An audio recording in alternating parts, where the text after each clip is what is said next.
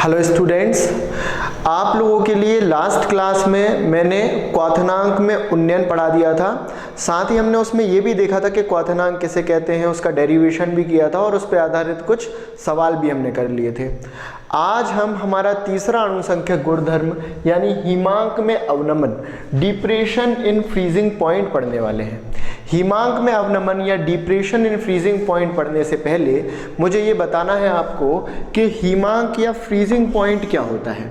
देखिए, अगर किसी ने क्वथनांक अच्छे से पढ़ लिया है और समझ लिया है तो उसको हिमांक पढ़ने में बहुत ही आसानी होगी और अच्छी तरीके से समझ आ जाएगा। अगर किसी ने इससे पहले वाला यानी क्वथनांक में उन्नयन का लेक्चर नहीं पढ़ा है तो वो पढ़ ले, उसके बाद अगर ये पढ़ेगा तो आसानी से आ जाएगा। तो स्टार्ट करते हैं। सबसे पहले हिमांक की परिभाषा, तो वह ताप जिस पर किसी भी द्रव का वाष्प दाब ठोस के वाष्प दाब के बराबर हो जाए हिमांक कहलाता है। एक ऐसा ताप जिस पे किसी भी द्रव का वाष्प दाब ठोस के वाष्प दाब के बराबर हो जाए। इस वाली चीज़ को मैं आपको समझा रहा हूँ। देखिए, जैसा कि हमें पता है कि पदार्थ की तीन अवस्थाएं होती हैं, ठोस, द्रव और गैस, है ना। और वाष्प दाब के केस में मैंने आपके लिए बताया था कि अगर मैं गैस के वाष्प दाब की बात करूँ तो गैस का वाष्प दाब होता है अधिकतम, ठीक। ठोस के वाष्प दाब की बात करूं तो ठोस का वाष्प दाब होता है न्यूनतम। और वहीं मैं बात करूं द्रव के वाष्प दाब की, तो जो द्रव का वाष्प दाब होता है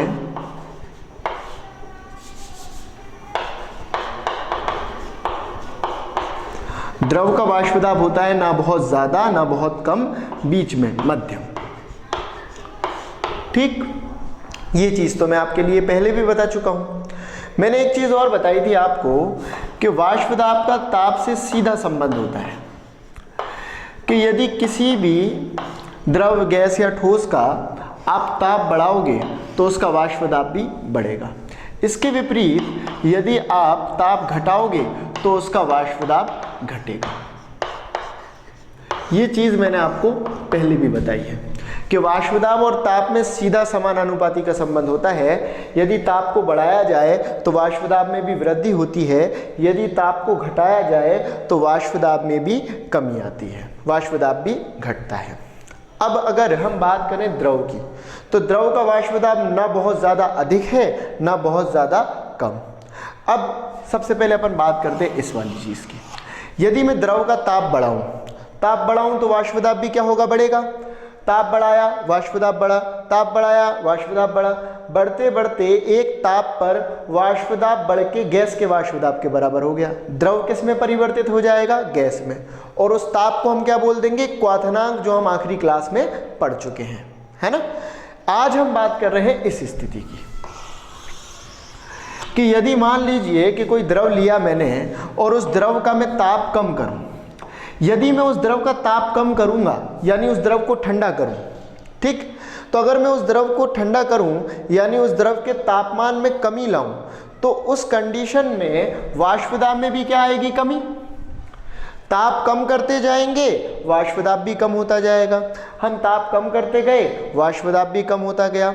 कम होते होते द्रव का वाष्प दाब मध्यम से क्या हो जाएगा, न्यूनतम। अरे भाई, द्रव का हम जो ताप है वो घटा रहे हैं यानी द्रव को ठंडा कर रहे हैं, ताप कम कर रहे हैं तो वाष्प दाब भी क्या हो रहा है, कम। अब द्रव का जो वाष्प दाब था ना वो बहुत ज़्यादा था ना बहुत कम था, लेकिन ताप कम करने की वजह से वो कम होने लगा। कम होते होते एक ताप पर वो न्यूनतम हो गया। न्यूनतम हो गया यानी किसके वाष्प दाब के बराबर हो गया, ठोस के वाष्प दाब के। तो उस स्थिति में द्रव किस में परिवर्तित हो जाएगा, ठोस में। बात समझ गए। ताप कम करेंगे, वाष्प दाब कम होगा।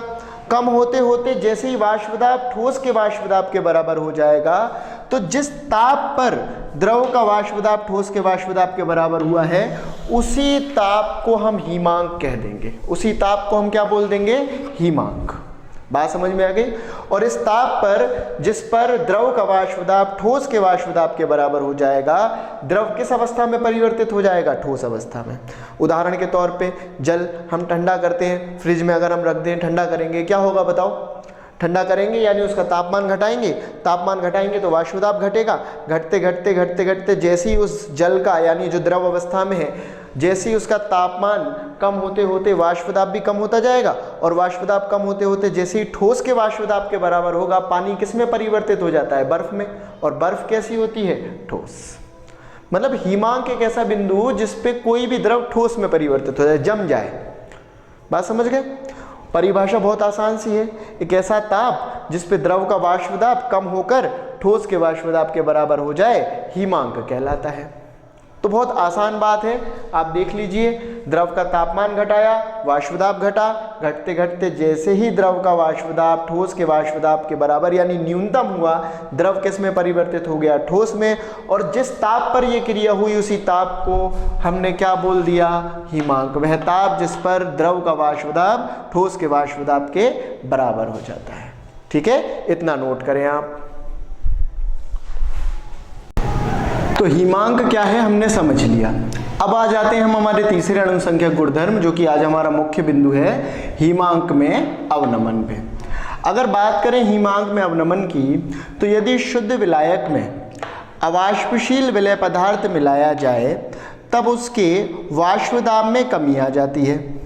फलस्वरूप उसके हिमांक में क्या हो जाती है, उसके हिमांक में भी कमी आ जाती है, उसके हिमांक में भी कमी आ जाती है। ठीक, फलस्वरूप उसके हिमांक में भी कमी आ जाती है। हिमांक में आई इसी कमी को हिमांक में अवनमन कहते हैं। इसे डेल्टा टीएफ से प्रदर्शित करते हैं। अब ये जो मैंने लिखा हुआ है इसको मैं आपको समझा रहा हूँ, थोड़ा ध्यान से देखिए बोर्ड पे। वैसे तो आप लोगों के लिए सारी बातें पता है, हम इस तरह की चीज़ें पहले भी पढ़ चुके हैं। अगर मैं बात करूँ कि मान लो मैंने इस पात्र में शुद्ध विलायक ले लिया, ठीक, ले लिया भाई शुद्ध विलायक। अब इस शुद्ध विलायक को पात्र में लेकर इस पात्र को कर देता हूं ऊपर से बंद। बताइए गर्म करेंगे तो क्या होगा, वाष्प बनेगी। भाई शुद्ध विलायक मान लो कि पानी ही है, गर्म कर रहे हैं तो वाष्प बन रही है, और ये वाष्प द्रव की सतह पर जो दाब आरोपित करेगी, वाष्प दाब आरोपित करेगी, उसे हम क्या बोलते हैं, वाष्प दाब। प्रदर्शित किससे करते हैं, P0 A से। अरे शुद्ध विलायक के वाष्प दाब को हम P0 A से ही प्रदर्शित करते हैं ना। P0 A मतलब शुद्ध विलायक का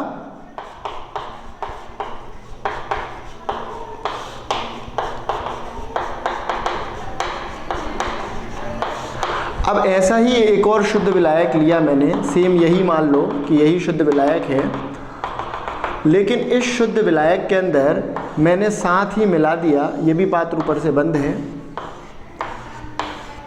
इसमें मिला दूं मैं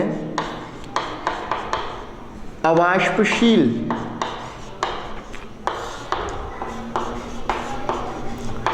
विलय पदार्थ। ठीक है, मैंने क्या किया कि यहाँ भी शुद्ध विलायक लिया, लेकिन इस शुद्ध विलायक में मैंने क्या मिला दिया है, अवाष्पशील विलय पदार्थ मिला दिया है। तो आप ही बताइए, विलायक और विलय दोनों मिले तो क्या बना, बोलो, विलयन। अरे विलायक और विलय मिलते हैं तो विलयन बनता है ना, बोलो। तो यहाँ पे विलयन।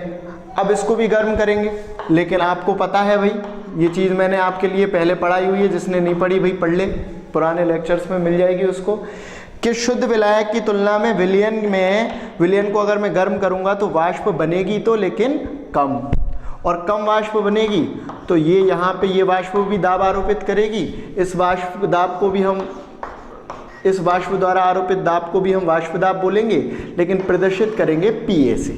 PA यानी क्या है, बोलो, विलयन का वाष्प दाब। ठीक है, चलो ठीक। अब आप मुझे ये बताइए कि ये चीज़ तो हमें पता है ना कि P0 A is always greater than PA। P0 A हमेशा ज़्यादा होता है PA से। शुद्ध विलायक का वाष्प दाब ज़्यादा होता है, जबकि विलयन का वाष्प दाब कम।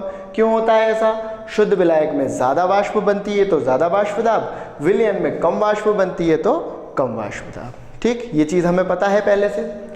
अब यहाँ से मैं आपके लिए क्या बताना चाह रहा था, इस चीज़ को देखिए। कोई शुद्ध विलायक है, उस शुद्ध विलायक में जैसे ही आप अवाष्पशील विलेय पदार्थ मिलाओगे तो वो किस में परिवर्तित हो जाएगा, विलयन में। तो जब वो शुद्ध विलायक था तो उसका वाष्प दाब था P0A, लेकिन अवाष्पशील विलेय पदार्थ मिलाया तो वो परिवर्तित हो गया विलयन में और उसका वाष्प दाब हो गया PA। बताओ वाष्प दाब बढ़ गया कि घट गया? पहले था P0A ज़्यादा, फिर हो गया PA कम। यानी जैसे ही मैंने शुद्ध विलायक में अवाष्पशील विलेय पदार्थ मिलाया और उसे विलयन में परिवर्तित किया, तो जब शुद्ध विलायक था वाष्प दाब ज़्यादा था, लेकिन जैसे ही विलयन में परिवर्तित किया तो वाष्प दाब कम हो गया। यहाँ से मैं आपको क्या बताना चाह रहा हूँ कि यदि किसी शुद्ध विलायक में अवाष्पशील विलेय पदार्थ आप मिलाओगे और विलयन बनेगा, तो इस कंडीशन में उसके वाष्प दाब में क्या आ जाएगी, कमी आ जाएगी ना। पहले P0A था ज़्यादा, फिर PA हो गया कम। ठीक है, वाष्प दाब में क्या आ जाती है, कमी आ जाती है। ठीक, अब आगे बढ़ते हैं, ज़रा ध्यान दें। यहाँ पे मैं ग्राफ खींच रहा हूँ, मैंने यहाँ पे ग्राफ खींचा, मान लो इस बिंदु पे लिया मैंने P0A। P0A यानी क्या, शुद्ध विलायक का वाष्प दाब। तो बताइए शुद्ध विलायक का वाष्प दाब अगर यहाँ लिया है तो विलयन का वाष्प दाब तो इससे नीचे ही लेना पड़ेगा मुझे। क्यों लेना पड़ेगा, क्योंकि विलयन का वाष्प दाब तो कम होता है ना, ये ज़्यादा ये कम। अब यहाँ पे मैं ग्राफ खींच रहा हूँ वाष्प दाब और ताप के बीच में। अच्छा, इससे पहले हमने जो क्वाथनांक वाला ग्राफ खींचा था उसमें ताप की लाइन इस तरफ ली थी ना, इसमें इस तरफ क्यों ले रहे हैं, मतलब इससे पहले ऐसा ग्राफ खींचा था ना, ये उल्टा है। क्यों किया मैंने ऐसा, इस बार हम क्या कर रहे हैं, इस तरफ जैसे जैसे आते जाएंगे वैसे वैसे ताप घटता जाएगा।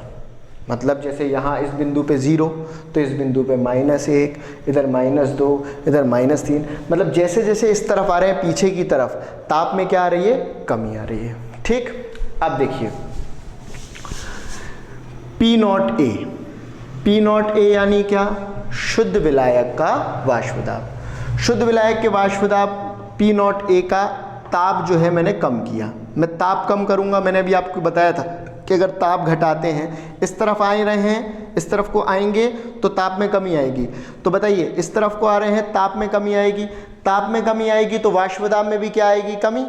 तो देखो इधर आए, ताप में कमी आ रही है तो वाष्प दाब में भी कमी आ रही है। तो ये ग्राफ नीचे की तरफ जा रहा है, ऊपर जाता तो वाष्प दाब बढ़ता, नीचे जा रहा है तो वाष्प दाब घट रहा है। इधर जा रहे हैं तो ताप भी कम हो रहा है और नीचे जा रहे हैं तो वाष्प दाब भी कम हो रहा है। कम होते होते होते होते होते मान लो इस बिंदु पर हमारे शुद्ध विलायक का वाष्प दाब ठोस के वाष्प दाब के बराबर हो गया, कम होते होते, क्योंकि ठोस का वाष्प दाब कम होता है ना।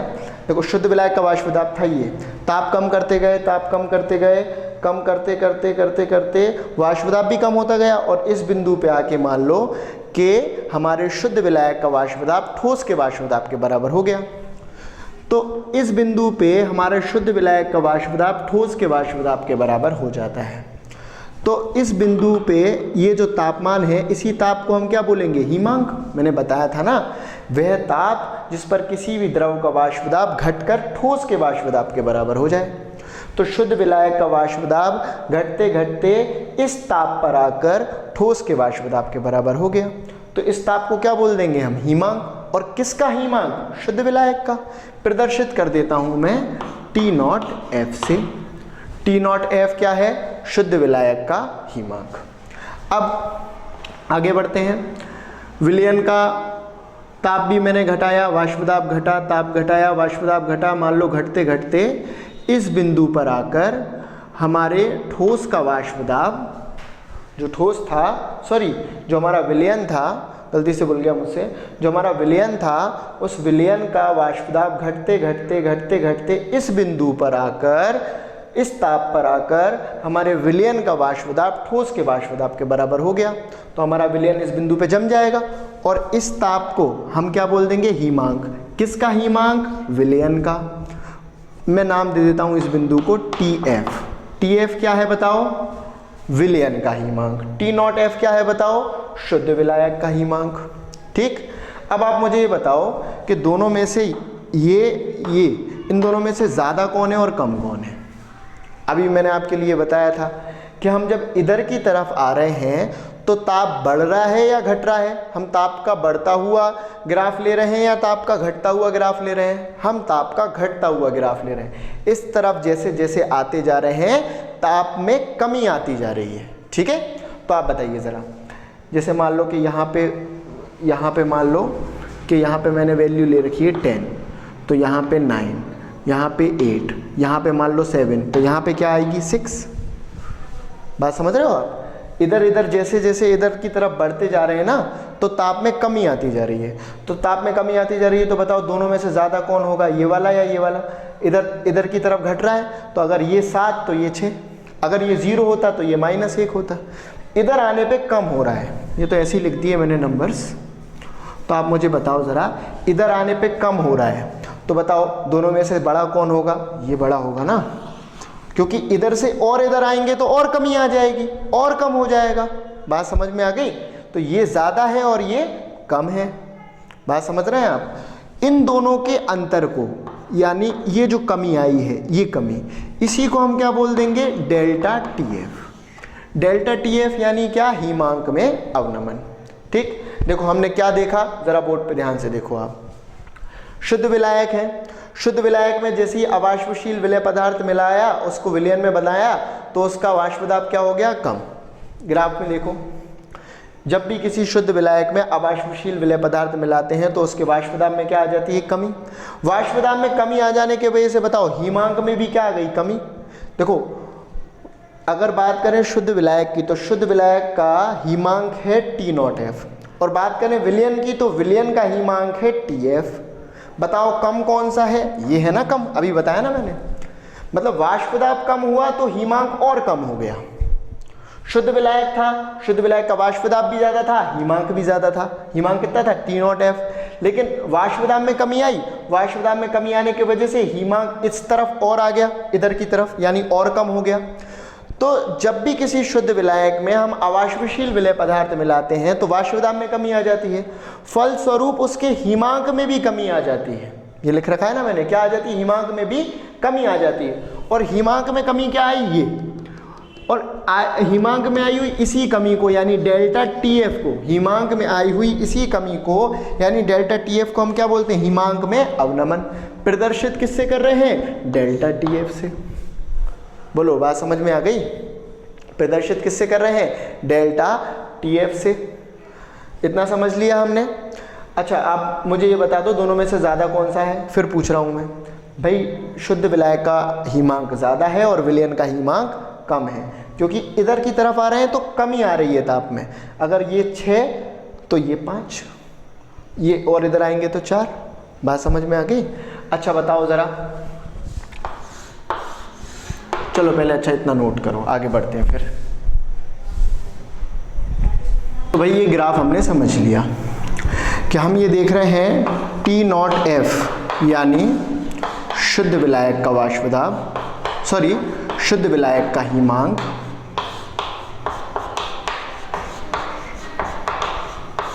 और TF यानी विलयन का हिमांक।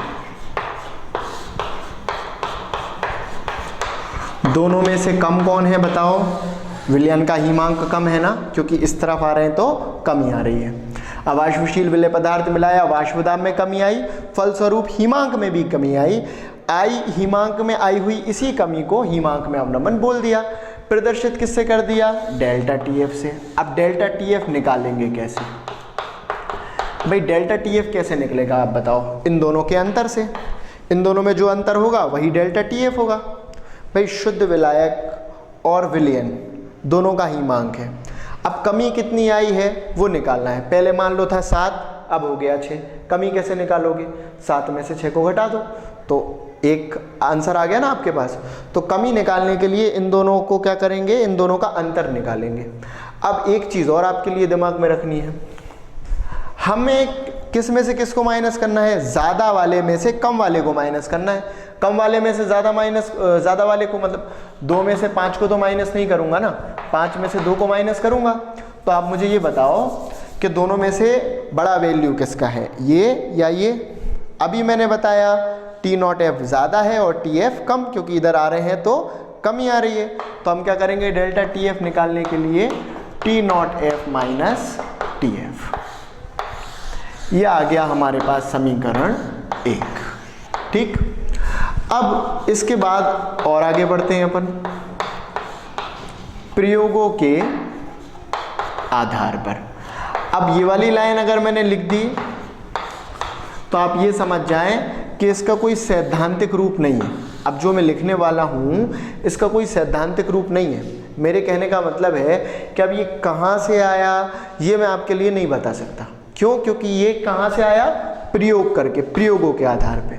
और प्रयोगों के आधार पे क्या ज्ञात हुआ है कि डेल्टा टी एफ यानी हिमांक में अवनमन समान अनुपाती होता है स्मॉल एम यानी क्या बोलो, डेल्टा टी एफ मतलब तो हिमांक में अवनमन,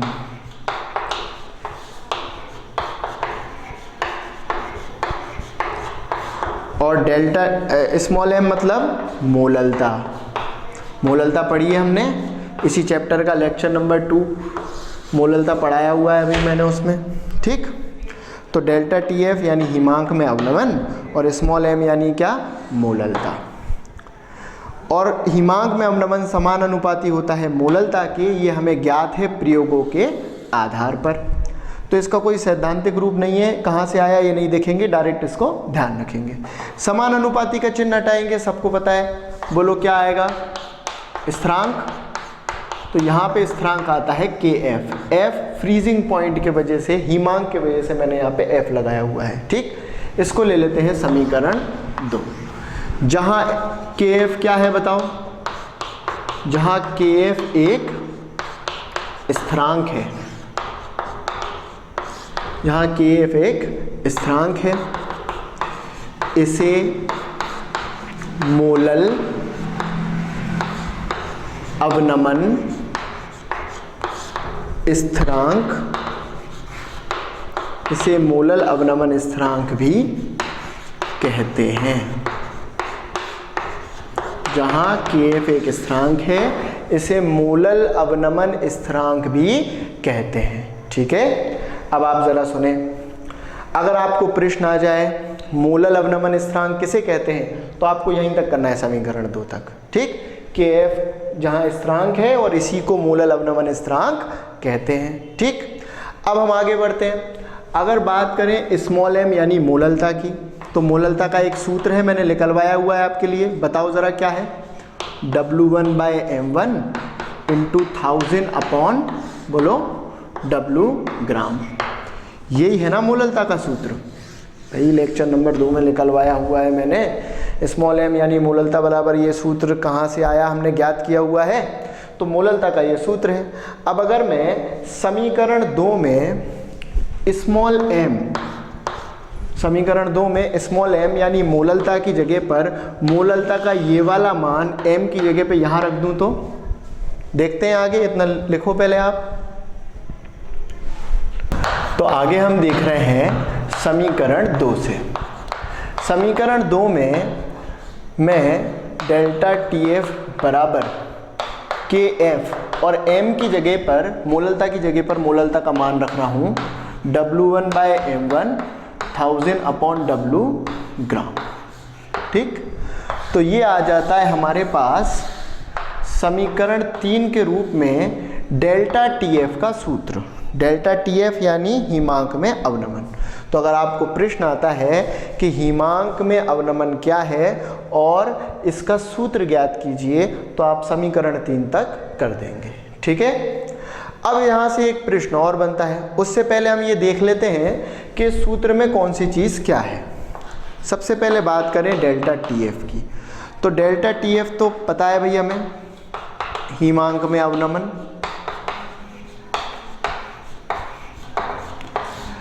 इसके बाद फिर के एफ है मोलल अवनमन स्थिरांक। ठीक, के एफ यानी मोलल अवनमन स्थिरांक की अगर हम बात करें तो अलग अलग विलायकों के लिए के एफ का मान अलग अलग होता है। ठीक, जैसे कि अगर अपन जल के लिए बात करें, जल के लिए। तो जल के लिए KF का मान होता है 1.86। ये होता है KF का मान जल के लिए। अलग अलग विलायकों के लिए अलग अलग होता है, लेकिन अगर उससे सवाल आता है तो KF का मान आपको सवाल में दे देगा वो। तो अलग अलग विलायकों के लिए याद रखने की, KF का मान याद रखने की कोई आवश्यकता नहीं है, लेकिन कम से कम हमें जल के लिए तो याद हो कि भाई KF का मान जल, अगर विलायक जल है तो उस स्थिति में KF का मान 1.86 रखना है। इसकी इकाई भी निकलवा दूंगा मैं अभी, फिलहाल अपन आगे बढ़ रहे हैं। इसके बाद फिर W1, बताओ ज़रा W1 क्या है? W1 यानी विलय की मात्रा। M1 क्या है? बोलो, विलय का मोलर भार। और W ग्राम क्या है? विलायक की मात्रा, जो कि किस में लेनी है? ग्राम में। ठीक। अब अगर आपको ये, तो सूत्र में कौन सी चीज़ क्या है वो मैंने बता दिया आपको। अगर आपके लिए प्रश्न ऐसा आ जाए कि प्रश्न में वो कहे कि हिमांक में अवनमन की सहायता से विलय के मोलर भार का सूत्र ज्ञात कीजिए। विलय के मोलर भार यानी M1 का सूत्र ज्ञात करने को कहते हैं। उन्होंने क्या कहा? हिमांक में अवनमन की सहायता से विलय के मोलर भार का सूत्र यानी M1 का सूत्र ज्ञात कीजिए। तो आपको कुछ नहीं करना, यहाँ तक तो पहुँच ही गए अपन समीकरण 3 तक। इस समीकरण 3 में M1 को उठा के डेल्टा TF की जगह पे और डेल्टा TF को उठा के M1 की जगह पे ले जाओ। दोनों को इधर अदली बदली कर दो इनकी, M1 को यहाँ और डेल्टा TF को यहाँ। देखो सूत्र क्या बन जाएगा? M1 बराबर KF into W1 by delta TF into 1000 upon W ग्राम।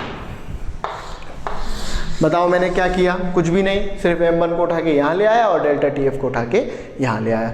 तो ये M1 यानी विलय के मोलर भार का सूत्र आ गया हिमांक में अवनमन की सहायता से, समीकरण 4। ठीक, समझ में आई इतनी बात? लिखो इसको। तो स्टूडेंट्स, आज मैंने आपके लिए हिमांक में अवनमन पढ़ाया और इसके अंदर हमने इसका सूत्र भी देख लिया। ठीक, साथ ही हमने ये भी देखा कि हिमांक किसको कहते हैं। अगले लेक्चर में इसी चीज़ पे आधारित, इसी बिंदु पे आधारित मैं आपके लिए कुछ सवाल कराऊंगा। आज के लिए इतना ही पढ़ रहे हैं। Thank you.